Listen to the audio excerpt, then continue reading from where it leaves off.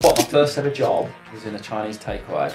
No way. Delivery driver? No, I was on the phone orders. I was delivering. The Alfred Dunhill Links is one of the biggest tournaments on DP World European Tour. And what I spoke about, why I kind of have transformed into going really internal and like focusing on becoming present and the breath work and the meditation. Eventually, you'll learn to win, and you'll once you've kind of learned, you realise the emotions you're going to go through.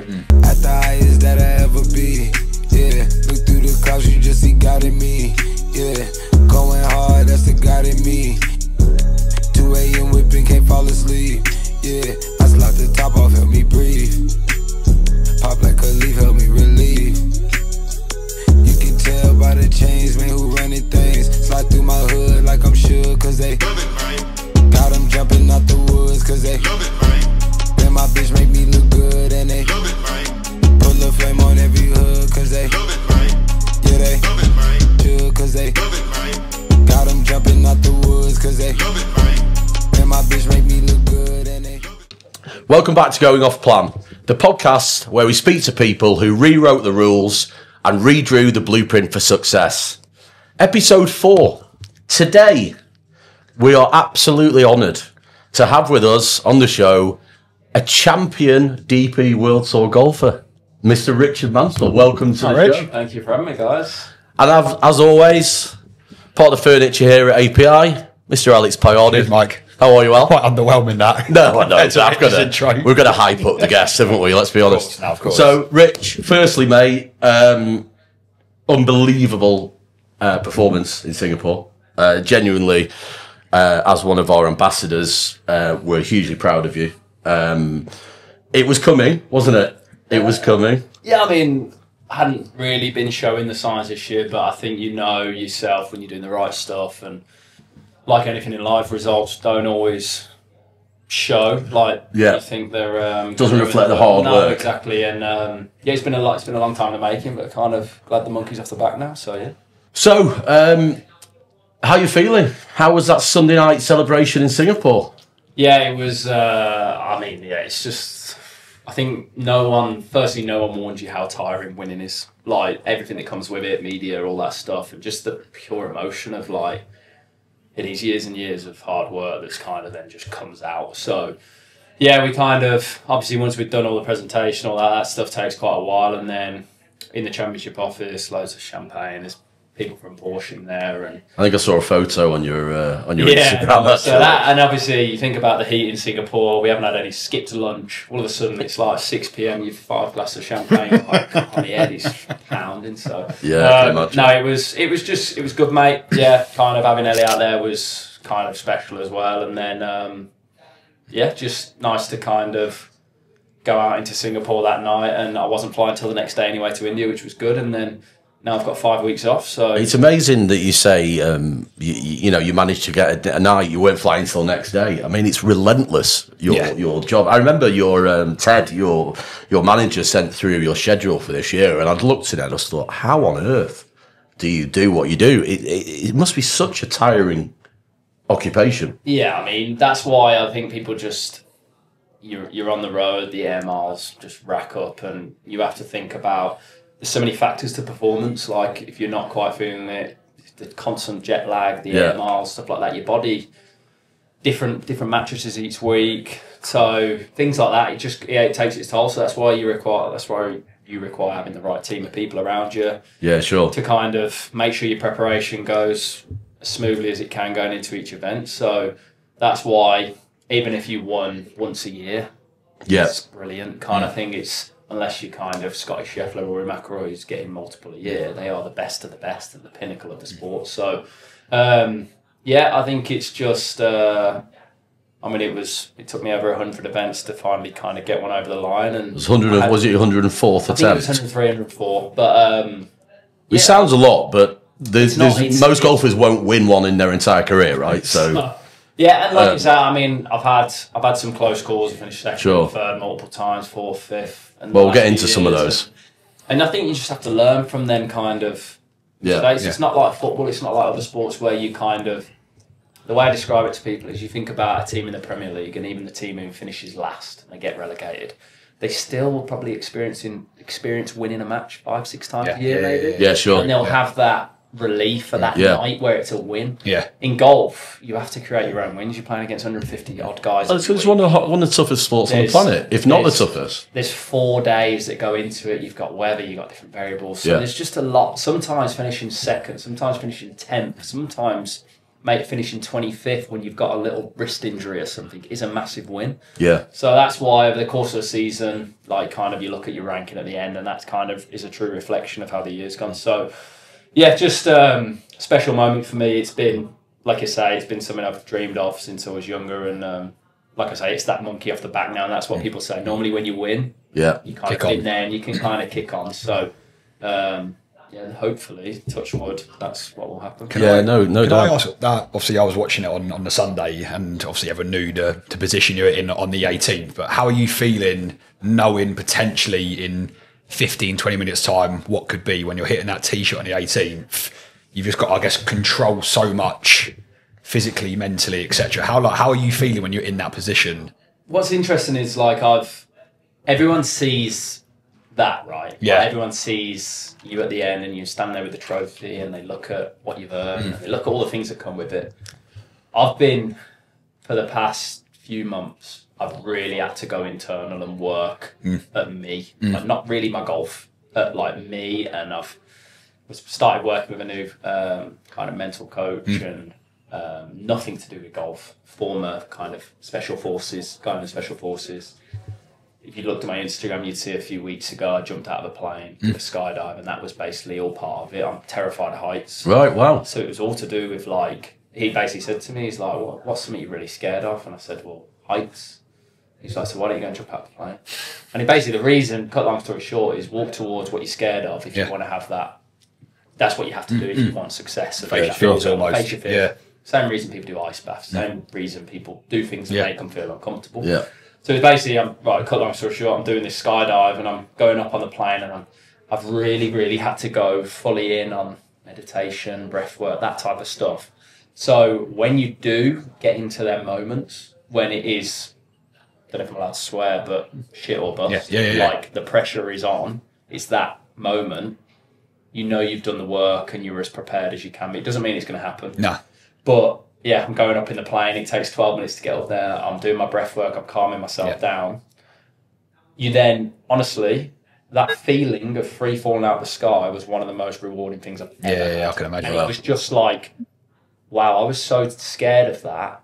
And actually, it gave me one of the biggest rewards I've ever had. Yeah. So it's the same as I've recently, in the last couple of years, I've got into position to win golf tournaments. Basically kept shitting myself. And failing, and you've got to, that's why people go on about it, you've got to keep failing, you've got to keep failing. Yeah, it's all part of it, isn't it? Well, it's just on that point, and it kind of leads on to this. It's quite an interesting tournament, the Porsche Singapore Classic, because the first day was rained off, wasn't it? So it was a 3-day tournament, essentially. How does that impact your approach and your ability to win? Because it seems like that fourth round is the undoing of many golfers, right? So how do you think that benefited, if at all? No, it did. So basically, the first day completely got washed out. I think we had 250 mil of rain in the day. Basically, in Singapore, when it rains, it rains. Yeah. And I have never seen rain like it. Yeah. So it was insane. And obviously, then everyone starts talking, well, we're probably not even playing, all this. And I've really worked at basically, I'm not going to worry about things I can't control.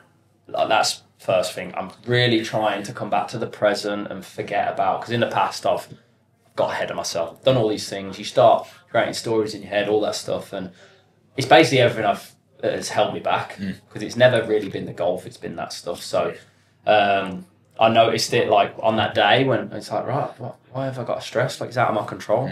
I'm not going to worry about this rain. If we play, I'll be ready, and if we don't, well, it is what it is. I'll go. And I think that's where it helped me over other people. Sure. I mean, the amount of conversation I had with lads, well, there's no chance we're playing. I've never seen that much rain in my life. The course is underwater. It's like, well, all right, that's fine. If we don't, we don't. So, like I say, I've had to go internal. I've had to work on myself. And, yeah, I've looked back I've watched, the highlights from the Sunday, and even had some of my closest message me. They just said, you look so calm. Yeah, you did. And I really was. And I think from the past, I've had chances to win and I got ahead of myself, things like that. And you start fist pumping, all this stuff. And I just wanted to basically like really focus on, until that last putt drops, I am not going to show any emotion because I've been on the bad end, the receiving end too many times where then you want it. I want it that bad. It was almost, I wanted it too bad. It was getting in the way. So front nine, I make 5 birdies in a row. I fully got into a flow. So I did not know I did that. I am fully in the present, and I kept, and that's what peak performance is about. I had this vision, like I've played Tiger Woods EA Sports in the past, and you see it when they hit a shot, and then the camera like zooms out, it does this like weird focus thing. I think about like, I'm a Liverpool fan, right? I know that doesn't sit too well. I know. We'll get into that in a little bit. I've heard Mo Salah talking about like how getting into that state, and I just imagine him taking a penalty, how his tunnel vision, he forgets the crowd. Sure. Whereas if you can kind of get to a point where the occasion isn't bigger than you, it's the same. So I've got 6 feet for the win, right? It's a lovely putt to have. However, the circumstances make it really hard. So if I can just dim that down and go, right, it's right edge, it's 6 feet and it's up the hill. I've done this a million times. Yeah. That's the hard part. And that's where it's fulfilling. You know you've got validation that the work you've been doing is right. Yeah. And that's why then obviously all the emotion comes out, because it's an inner relief, and it's a trust in like your team and the work that you've been doing is correct. So and also, like you said, the kind of the comparison to football. With football, you're controlling emotions for 90 minutes. With golf, it's 3-4 days, isn't it? Like that's a long period of time to try and keep things kind of where it needs to be. And then, like you said, until that last putt is made, then it can come out. But and like you think about in golf, like you'll play the first day, you might be round 1 leader. You then after the course, they're talking to you. What would it mean to win? I know. Obviously, it would mean everything. Come here. I want to win. I've still got 3 days. I know. And I can shoot 75 tomorrow. I miss a cut. Like, do you know what I mean? And that's the thing in golf. You miss a cut, you're not getting paid. You've spent a lot of money to be there. So you just have to. You have to have them moments. You have to have them learning curves and understand yourself and how you react to these situations. And until you're kind of in it, you don't know how you're going to. I can imagine. That's it. So. Yeah. Well, look, mate, unbelievable performance. Absolutely deserved Porsche Singapore Classic champion. Looking forward to going next year, where we'll be there to support you as defending champion. So honestly, mate, from API Global, we're very, very proud of you. So congrats on that. We will come back and touch on the tournaments in a little bit. But what I want to do now is just maybe let's go back to the beginning a little bit, to a young Richard Mansell. Where did your love of golf come from? And, you know, tell us about your childhood and how you began shaping your career in golf. So, yeah, I was like a lot of kids in the UK. I love football was my first love, and I was pretty good at football, but probably not good enough. And you're a Liverpool fan? I'm a Liverpool fan, right? Yeah. So do you know what? Where does that come from? I'm from the Midlands, and people give me shit about this all the time, but I was never pushed on a team. My dad's not into football. Okay. So I wasn't, if he was, I'd probably end up being a Villa fan or a Blues fan or something in the Midlands. My dad never liked football, so he didn't push me on a team. And my best mate at home, Nick, also a Liverpool fan, had been since I was 5 years old. We both were. Michael Owen was my hero growing up. Then he went to United. And brilliant. Superb stuff. Not my biggest fan. I'm not your biggest fan anymore. Killed your dream. But Shattered it. I used to also, I was quite small, fast, same position. I wanted to be like Michael Owen. Were you a decent player? I was pretty good. I was one of them, like a couple of trials, but never properly. And then I was always told I was too small. And basically, but I was like Rooney, basically, right? just better looking. He was, but yeah, so when used to like score loads of goals, but it was Sunday League, bit of like that type of stuff. So I was pretty good. But I just loved like team sport. I loved going into school the next day and all you and your mates were chatting about it and things like that. But my dad played golf, and when I was about 9 years old, I kind of had some clubs, and golf always came fairly natural. Like I had a pretty natural swing. I could hit the ball from a young age without too many lessons. And when I was about 12, just randomly, my dad entered me into like the county boys championships. So I never really played. I played football as well, and I ended up going. I think I was off 24 handicap, and they had a net and a gross prize. So it was under 18s boys, and a net is obviously when you take your handicap off, and the gross is your gross score. So it was around Sandwell Park in the Midlands, opposite the Hawthorns West Bromwich Albion's ground, and I ended up shooting. I think I was off 24 handicap, and I think I shot like 8 over, 10 over, and it was pouring rain. And my handicap I won the net by miles. My handicap got absolutely chopped. And that's what you do most weeks, isn't it, Pete? And I ended up getting picked for the county to play for the under 14s. So basically, they used to do a thing in boys golf. There'd be all the under 18s, then they'd have 4 under 14s who were basically going to be like getting them ready for when they're a bit older, playing the under 18s. Sure. So the 3 other lads in the under 14s were off 3, 4 and 7, and I was off. I got cut from 24 to 15, and I've rocked up just because I've won this tournament. So I'm playing in this thing against lads from Derbyshire who are all single-figure handicaps. And county golf is gross, so it's off scratch. Okay. So I'm off 15 playing against someone who's off 7, off scratch. Yeah. He should beat me by a lot, and I think I ended up beating him 7 and 6.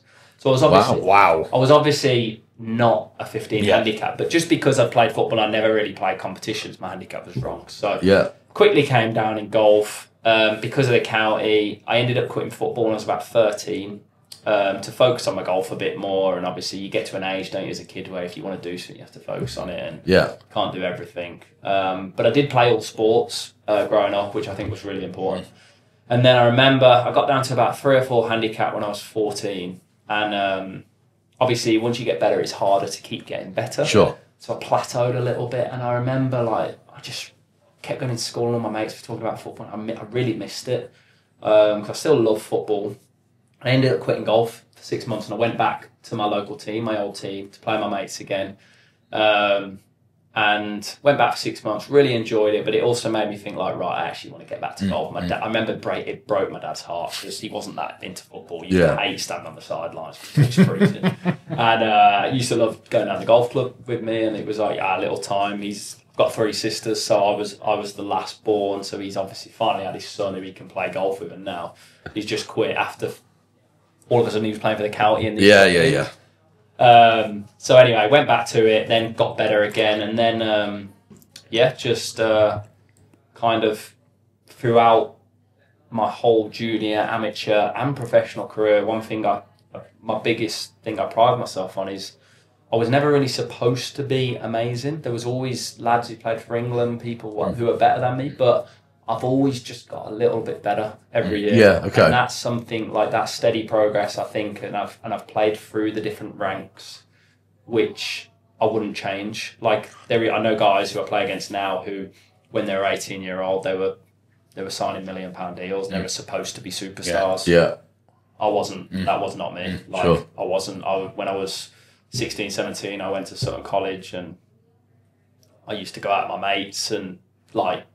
I still worked hard, but it was when I went to America when I was 18 to kind of really focus. And when people talk about sacrifice and stuff like that, like I was pretty boring for an 18, 19, 20-year-old compared to my mates, but I knew I needed to do that work because I wasn't supposed to be. Sure. And basically that's, like you say, the journey has been like that. And so fairly consistent. Fairly step by step. Yeah, just step by step. You're an outgoing guy, right? So we've known each other a while now, and you're out there. You know, you like to have fun. You're a chatty guy. Like a lot of golfers aren't like that. And golf is such an individual psychological sport, right? Isn't it? You know, you've got to commit to a lot of practice, day in, day out. How do you find that side of it? Because I know that I would never be able to do that. Yeah, I think it's just, you know what, it always comes back to the why. And I remember why I started golf and all that, and I loved it. I loved playing the game. I loved the challenge of it. Like, just that, I'm big into outside of golf, like, that self-development, that growth mindset, like a lot of people out here in Dubai are. However, I think golf for me is something that really it shows that if I don't go and practice for 2 weeks and I go back to golf and you were watching me, you'd be like, how the hell is this guy playing on tour? So it just shows that you get out what you put in. Yeah, okay. And that's what I love about it, like the reward of the hard work and the sacrifice and the way it tests your mental game and in the way it tests so much. And I think golf is one of them sports that you can really relate it to like life. I can do all of the work. I can play brilliant, and I can just be prepared to go and get like kicked in the balls, basically. Yeah. And that's what it's like. Yeah. I don't think you'll ever master it, and I like that. Also, that it's an individual sport. Like, I'm not relying on other people to kind of bail me out and stuff like that. So when you do get rewards, which isn't very often, you know, it's must be great. Yeah, then you know, you pat yourself on the back, right? Basically, but it's all worth it. I think a big thing for me, I spent all them years as a junior and like into when I was an amateur, turning professional, and the start of my professional career. I really prided myself on how hard I worked and the amount of hours and sacrifice and that discipline to do it. I don't think you can be like that forever because you burn out. And I did burn out the last couple of years because I was so tired, and all of a sudden golf became everything to me. I was known as just a golfer. But look at like my social media, everything I post is pretty much about golf. And I've worked with people, and basically the things that I've worked at is building up my life again outside of golf. Like I feel like I have more to offer. Like I don't just want to be a golfer. Like when my career finishes, hopefully a while away, like I want to do different stuff. Do you know what I mean? Yeah, like sure. It's business ventures or whatever. So I feel like one of the things I struggled with when I was struggling was actually switching off and overthinking and over-analysing everything, why I played bad, why I wasn't getting the results, all these different things. And I think it was just basically like, look, you got to build your life. You got to enjoy your life. Of course. You've got to find a balance, right? You need that balance. So I love what I do, but it is my job. So it's having that work-life balance and even just having other things to focus on. Moved to Dubai 18 months ago. So you're in Dubai. Yes, you've got an opportunity to go and now be in the sunshine, work at your game, but it doesn't mean you can't enjoy, of course, what Dubai has to offer. Yeah, sure. Which is, like you say, if you'd have said to me 5-10 years ago, in that long, you'll be playing on tour, you'll be living in Dubai, you'll have 6 months at home. It's like, I would have ripped your hand off for it. But it's really easy to lose perspective and lose how far you've come and forget and just think this is where I'm supposed to be. So, no, it's, like I said, I think the biggest thing is it's been a journey, and there's been a lot of things that have kind of shaped to where you're at now. And, I wouldn't really change it. I mean, Dubai, I'm surprised it's taken as long as it has for so many pro golfers to move here. Surely this is the most obvious place. I think for pro golf. Yeah, it's starting to happen, isn't it? There's a lot of benefits to being here. I mean, obviously, Dubai's the most central place in the world, and you can get pretty much anywhere on one flight, which is a massive. Well, it's exactly why we're headquartered here, isn't it? Yeah. You know, we've obviously got offices, 15 offices around the world, but it sounds really obvious, doesn't it? But time zone wise, you're central to the world. But Emirates makes everything easy, doesn't it? So there's been quite a lot of golfers, hasn't there? Professional golfers who have made that move recently as well, from the UK out here. So I think they've also sort of you've seen the benefits of. I think if you look at our tour as well, like it's the DP World Tour. Like DP World is a Dubai-based company. It's our tour championships are here. It's the hub of our tour now. So like there's a lot of benefits to being here. Yeah, so I think like the reason obviously so many golfers are here now and just choosing to make that switch over. Dubai is obviously such a central place in the world. Like you can get one flight anywhere. Our tour. DP World's a Dubai-based company, so the tour offices, everything is based here, our tour championship. So you've got weather, you've got great golf courses, you've got opportunities to meet people, like sponsorships, things like that. There's obviously a tax benefit. There's a lot of factors that are very appealing to someone who travels the world for their job. And I think it's just a very forward-thinking country as well, which makes it so. Agreed. Yeah, and it's good. I think what's great is Q1 essentially is Middle East based, isn't it? All the tournaments are here, so best time of the year, all the golfers can be based here. Enter all the tournaments around here, and if you live here, it just makes you're essentially working from home, aren't you? I think it's the off season because you need an off season. However, an off season you need to switch off. But if you can still keep ticking over, and when you do practice, or when you're in shorts and a t-shirt, and you're chipping and putting onto tour level greens and things like that, it makes a difference. And I noticed that you notice a lot of the guys who do go home, and they're not going on about the UK, but it's not the best place in the winter, especially for outdoor sports. And they come out and they're just not ready. They're trying to play again. And that was what I found. I was like, look, I need to make this move because I want to give myself the best chance. And my biggest fear before I did that was looking back in 10 years' time and having regrets. Yeah, sure. About what it could have been. Yeah. What if? What would have happened? Yeah. So at least I can basically, when I am at the end of my career, look like I tried to do everything to get the most out of it. You can kind of sleep at night a bit easier, can't you? So if you're just a bit more ready, and I noticed when I was first going on tour, I wasn't ready at the start of the year. That just shows that the work I've done. Yes, I need to enjoy myself. Yes, I need to take time off.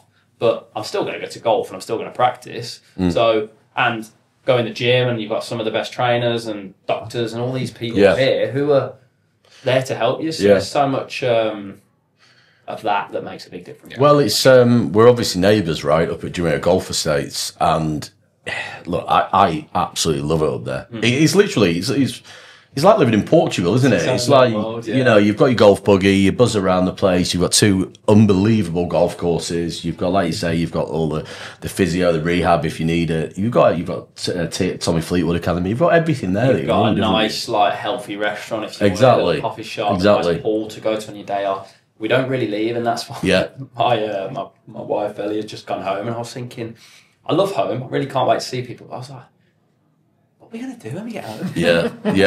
I've got a lovely house at home. Absolutely love it. But, you know, when we're bored and we just say, should we go up to... go to the club. Go up to the club, have coffee and go to the pub. I was like, what are we going to do when we're bored at home? Because we are going to be bored. And she's like, I'm going to be... I think this summer's going to be a big telltale for me, because it's the first time I'm going back since living at JG. And, look, it's been game-changing. Absolutely loved it. Do you know what I love as well? Is my biggest thing is I can get up in the morning. I can go and do a couple hours. I haven't got to go all day and just be doing it because I have to be. I can go and do 2 hours. I can go back, chill out, take the dog, go out with the dog, go and have lunch, do what I want to do, and say, do you know what? I want to go and do an hour's putting on the night, and I can go and do it without having to get in my car and go 40 minutes. It's that, and I spoke to a few tour players about this. When you get home, having that ease of life.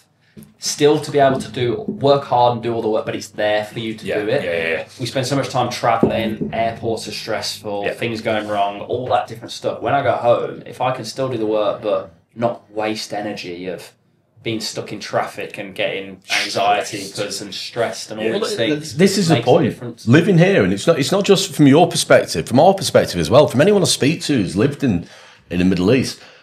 The sun shining, it sounds so obvious, but the sun shining completely transforms your mood, doesn't it? It really does. And when you wake up in the morning, you feel much more positive the second you wake up. You're obviously going to live a much more positive life, aren't you? And that must be a massive benefit to yourself. Just wanting to do stuff. The things like, when I'm at home in the winter, I used to think, our enjoyment would be, should we have a Chinese takeaway? That sounds ridiculous. Great, though. Brilliant.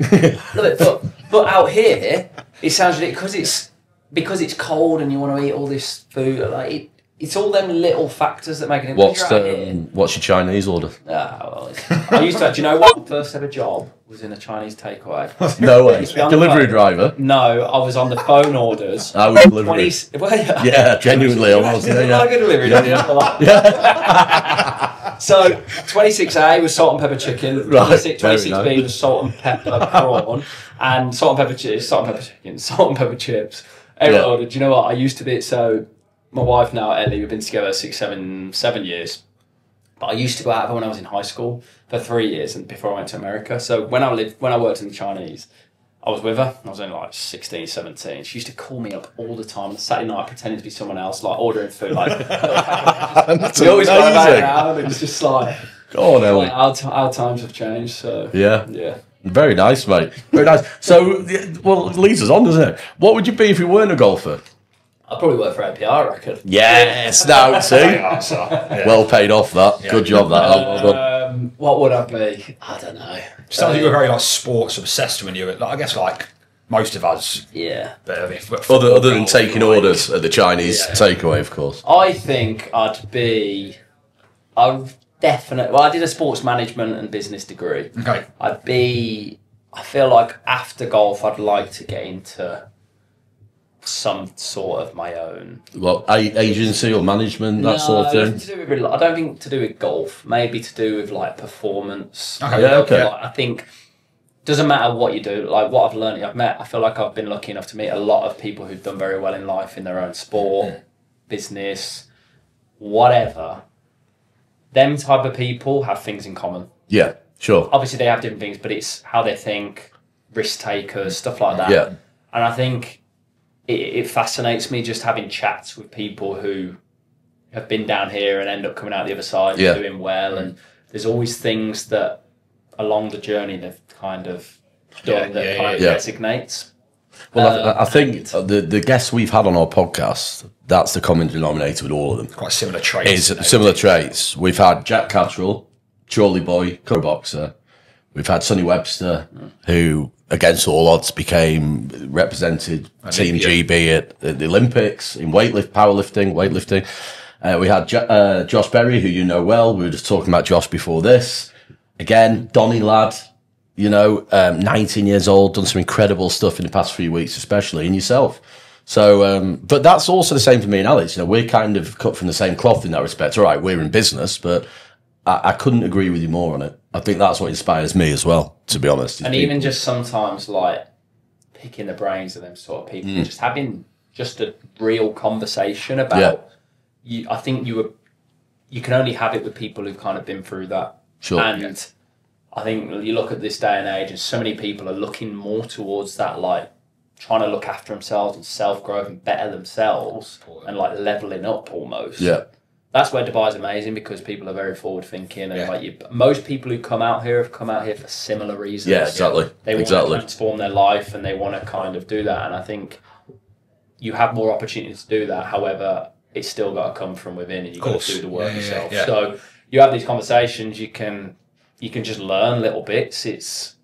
We all have it. We all have self-doubt creeps in. Can I do it? All that stuff. And yeah, it's just it's amazing. Part of it. It's a great place to network out here. It is. There's nowhere else like it. You can... So you turned pro 2017.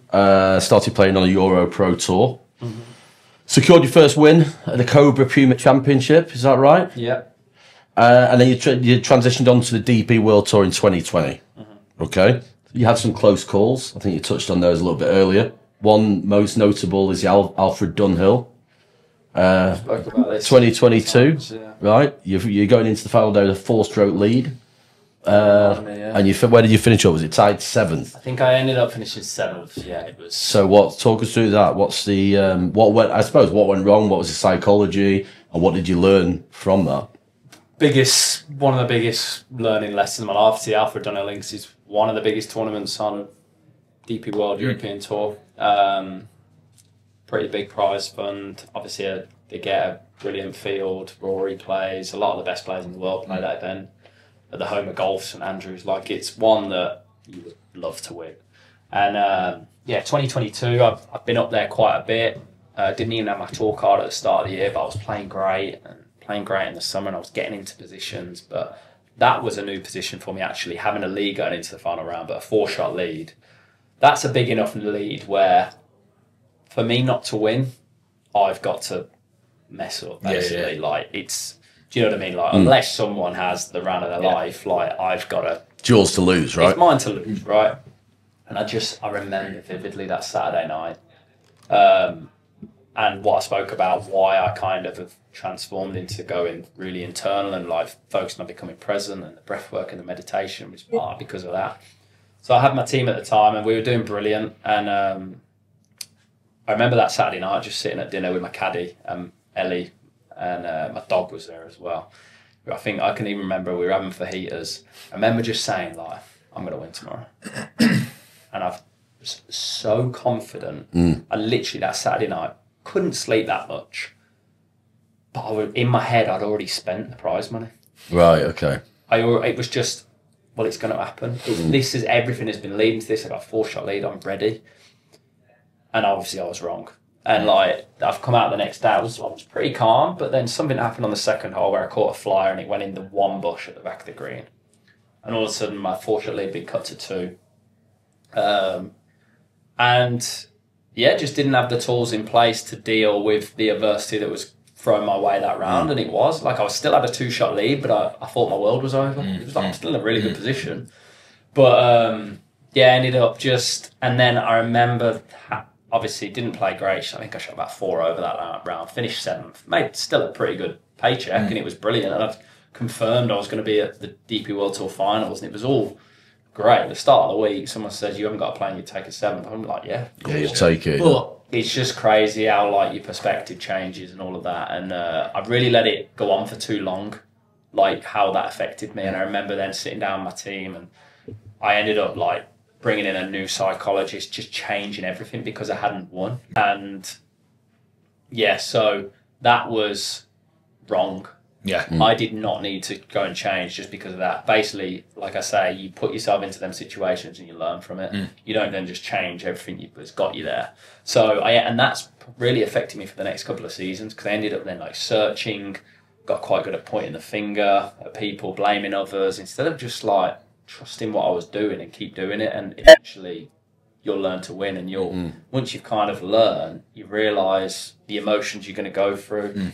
5-hour round of golf on a Sunday when you got a chance to win feels like a year. Imagine, yeah. And you have to just, like you say, learn to control the emotions and the situation. I, you know, from a business standpoint, and you can obviously relate this to sports as well, some of the biggest lessons you'll ever learn are how not to do things, or when things go bad against adversity, you know, how you can come back from it. It's making the decision when shit has hit the wall, isn't Yeah. it? And being able to make a proper decision, not Sure. based on emotion, not based on, it's just based on facts. Yeah, exactly. And that's it. Yeah.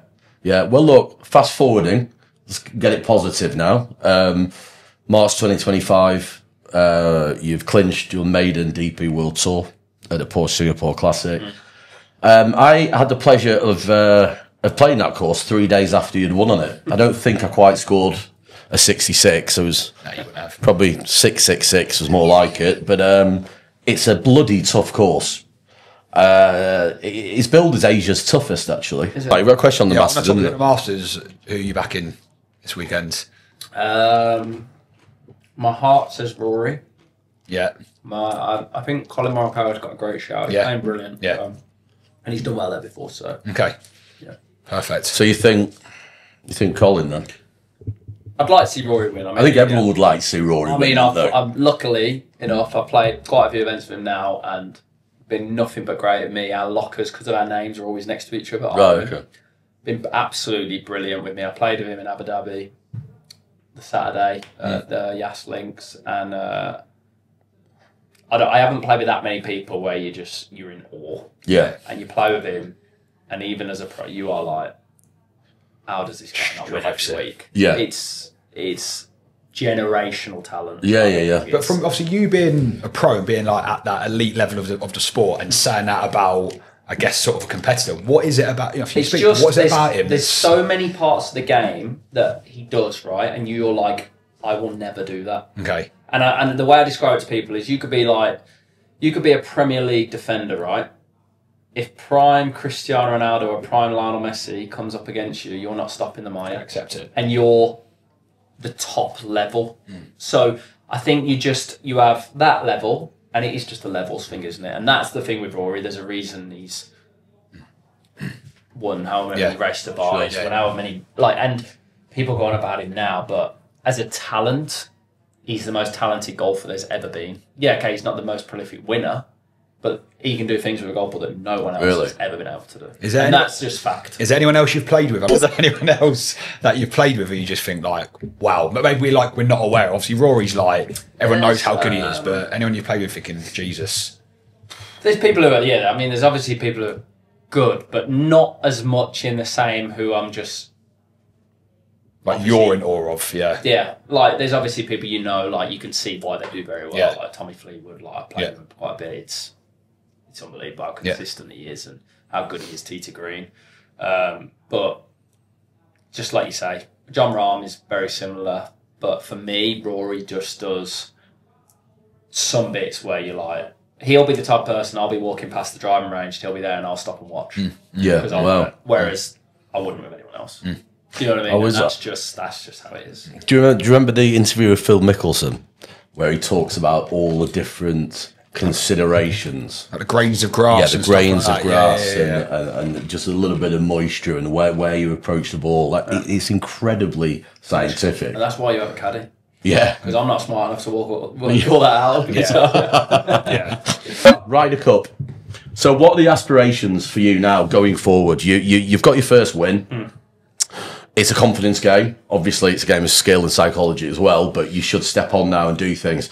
Is the Ryder Cup something that is an ambition of yours that you've got in your sights? I think this year, I mean, obviously would love to get picked. It's probably a step too far for this year. I want to play on a Ryder Cup eventually. I've always said, I mean, I got picked for the Hero Cup, which was in 2023, which was a lead up to the Ryder Cup. That's in the one in Abu Dhabi. In Abu Dhabi, so it was Europe versus GB&I, and it was basically a warm up for it so that Captain Luke Donald could get an idea of who might be a good fit, and that's where like Nikolai Højgaard played well and ended up getting picked and all these things. So I've had a taste of it. I love team sports. Obviously, used to play football, team golf. Always been a dream to play in it. I feel like, especially in a away Ryder Cup, you probably need to have played on the PGA Tour first and played properly, like, because it is just different. So yeah, I mean, 2027 and Adair Manor is a massive goal of mine. Nice. Now I've kind of won. I feel like I've kind of done that. I can kick on. I want to play in America, so one of them tour cards at the end of the year is definitely in my sights. Top 10 from our tour can kind of get out there, and just to kind of, I've played in 5 majors, made 3 cuts, but I've never like competed in a major. So just obviously it's the pinnacle of the sport. It's the best players on the hardest tests of golf. So I feel like that's another step that I need to do before I probably play a Ryder Cup. So yeah, just being honest, like I say, I mean, my big thing was, like I said earlier, I want to keep getting better.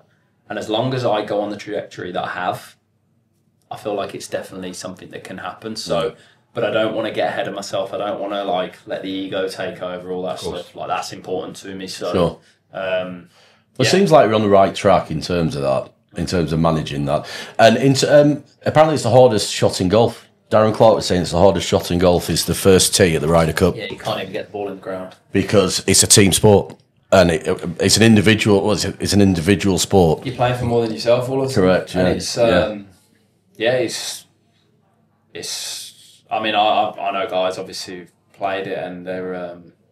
It's sort of like, we're not used to that in golf, where you walk out onto the tee and you've got fans who are cheering for you. Yeah. People go and watch golf tournaments to watch golf tournaments, but you're very, not normally, unless it's like your family, but you're not definitely rooting like a football team, like kind of thing. Whereas in a Ryder Cup, it is like that. So to have that, like where you walk out and you know that you're putting on the shirt for everyone else and all the crowd, and it's like a football arena all of a sudden. Yeah. There's songs going, and it's like, that to me is what every sportsman or woman needs to experience. Yeah. And we don't get to in golf very often. Like when you get a little clap when you hit a great shot, it's amazing, but you haven't got thousands of people screaming, ole, ole, ole, yeah, do you know what I mean? Yeah. That, do you fancy Europe at Bethpage? Yeah, I do, to be You honest. do? It's obviously going to be very difficult. It's tough. It's going to be a tough one. It's difficult, but if there's ever been a chance, I mean, you look at the winners this year, how many Europeans have won? Yeah. It's strong. The team is just, we treat the Ryder Cup differently to the American stuff. It's as simple as that. Yeah. Well, I'll be there in my blue and yellow. In the suit with the yellow stars. 5 birdies actually set you up quite nicely for the turn, because holes 10, 11 and 12 on that course are tricky, to say the least, aren't they? Hole 11, am I right in saying it was playing 300 yards from the par 3, from the Brack tees? You are very absolutely incorrect. Yeah, when he said that, I was like, I don't think no, it was about 210. It's a tricky green though, because the green is like weird angle. But apparently it's been lowered. So apparently that green was higher, and they've actually dug it out. I've seen videos of Laguna from a few years ago, and it was like a crazy golf course. Really? The first green looked like a massive slope like that. They've had to change it because it was. Because apparently it was based on 18 of the kind of famous US, loosely based on 18 famous US and UK holes. So like the 17th Sawgrass, right? TPC Sawgrass. But like you say, it's got to be a golf course at the end of it, isn't it? Yeah. You know, exactly, yeah. Like, you've got to go there and like be able to shoot a score, not just... But there is, I mean, look at that 17th green. It's long enough. It's too long for that green. It's a brutal hole. Then it was quite windy that week. But there's certain slopes on it where they're so severe.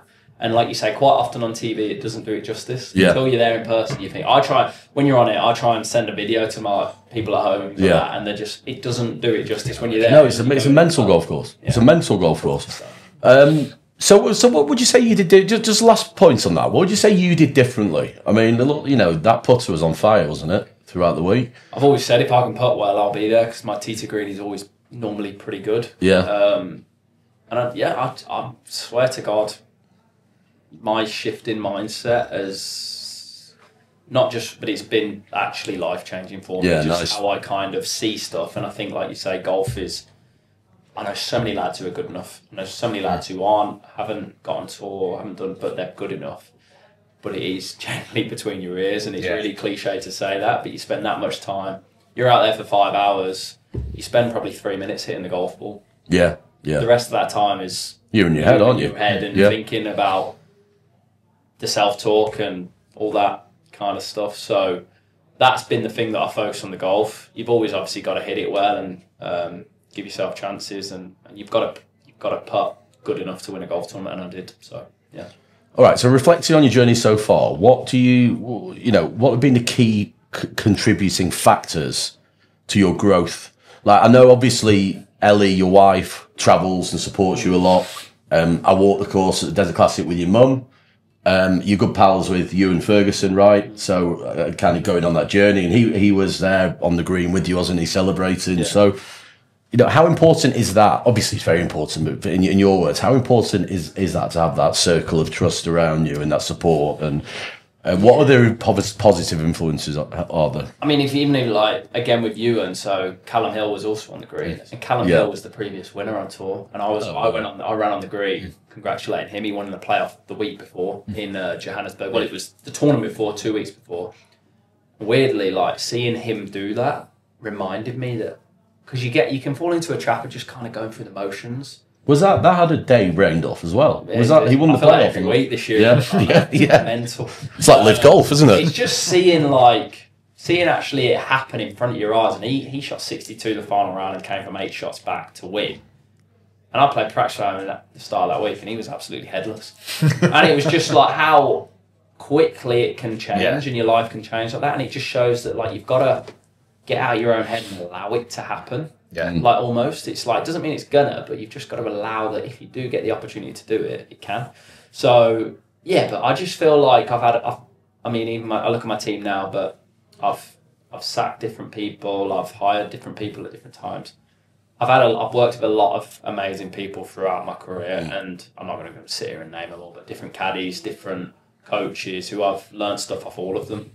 And yeah, it's kind of been that just constant trying to improve that little bit, which I think has allowed me to kind of get to that point finally. So it feels like you've got a good group around you now. I do, yeah. I feel like I'm much more stable. I'm not constantly searching and looking for that magic pill as to what I need to go and win, or like, you've got to go internal and like work on yourself and believe it can happen yourself, and then everyone else is just helping you along the way and guiding you to that point. So, well, obviously we recognise that, didn't we, as sponsors? Yeah, exactly. And jumped in at the right time. So very happy with that. What's sort of the kind of, I guess you've said you've got 5 weeks off coming up now. What does the rest of the sort of the year look like with the tour? Like, what events have you got to look forward to? So my next event is Turkey, which is the start of May. So when we get back to Europe. So I've got a few weeks off now. I'm going to Bali tomorrow, actually, on holiday. Very nice. So very much looking forward to that. It's then my birthday, so celebrating that. Again, like what I spoke about, I'm trying to build my life up outside of golf, not just focus on golf. The big 3-0, is it? Big 3-0. Nice. So, but yeah, just kind of really just enjoy life as well. That's what I'm trying to do. And I know I've got a busy summer. Obviously, on tour now, we have the back nine swing, which are all the bigger events, bigger money events, more points, leading to the Race to Dubai Championship and all of that. So, yeah, I just want to kind of be refreshed, ready to go, and kind of. Yeah, I feel like it's been a good time. It's always a good time to win. However, the time I have won, pretty early on in the season, definitely, it's a good time. Puts you in a good spot. Well, you're sitting 11th now, aren't you, in the Race to Dubai rankings? So that's, you missed the final tournament last year. You just dropped out of it, didn't you?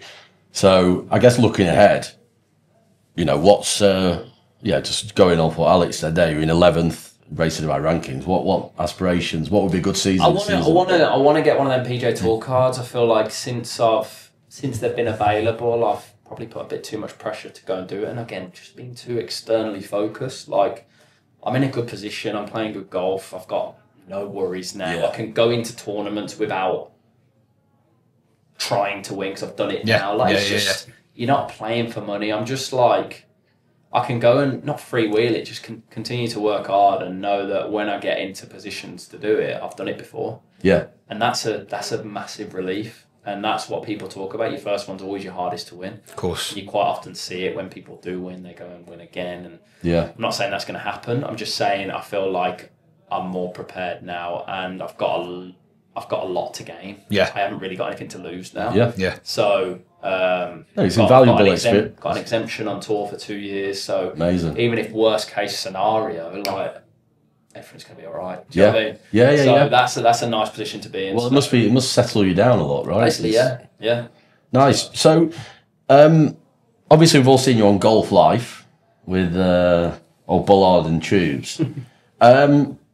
Huge amount of views on that on YouTube. What was it like recording with those guys? Do you like that side of the business? Do you like the increase in exposure, the content, the social media side of I it? think at first I was a bit skeptical. At first I used to get quite like bitter because I saw how brands and things like that were like starting to sign people who weren't devoting their lives to their profession. Mm-hmm. But I get it. I do get it. Like, again, I'm not downplaying golf, but just golf itself is a bit boring. Yeah. There's a lot more to it. Golf, there's more, and the game needed to change. You look at how people dress now compared to how they used to. All them different factors are making it more appealing to life. And I love nothing more than saying to Dubai now, jumping on a buggy, going and playing 9 holes with my shorts and shirt on, untucked, my speaker on the buggy playing music. Yeah. It's brilliant. Like, how good is that? Do you know what I mean? In the sunshine. So, yeah, you've got personalities just kind of, and I think it's real. People can relate to it.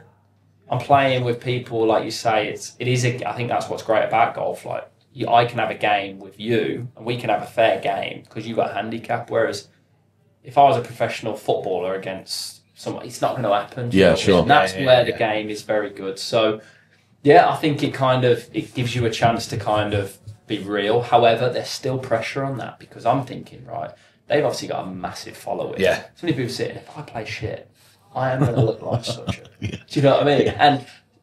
And I ended up like, I think I 4-putted and 3-putted twice. Still went out, I think I shot a course record in it. Mate, stripes. However, but it just showed, I was thinking after that, I need to get Jimmy on my bag here. Like, so we're going to take over.